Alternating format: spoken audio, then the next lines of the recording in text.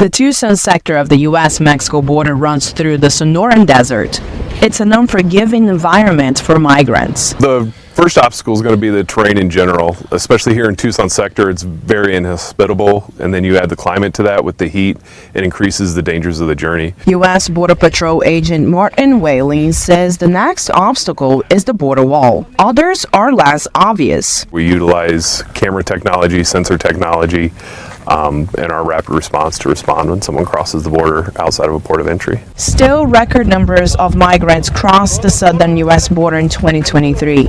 Even the inhospitable Tucson sector, where Nogales is located, saw record numbers attempting to cross. Since the proclamations, our numbers have dropped. U.S. Border Patrol agent Robert Ortiz says an executive order signed by President Joe Biden in June tightened restrictions on migrants and asylum seekers entering the country. In addition to that, it helps us with the removal process. A lot of that stuff gets expedited. Border Patrol says in the Nogales area, they've apprehended people from more than 150 countries.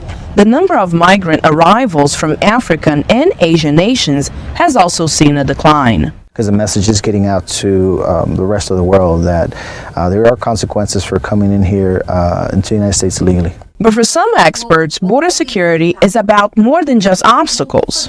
I think we talk about securing the border without really knowing what that means. Ana Ochoa O'Leary is co-director of the University of Arizona Binational Migration Institute. What I would think a secure border should involve is addressing the root causes of immigration, the root causes that inspire and drive people to cross the border without authorization. With just weeks to go until the November presidential election, immigration is a top issue. But for border communities, O'Leary says the relationship with immigration is complicated. Because we know that people arrive here legally and are still considered bad immigrants, so it doesn't make a difference.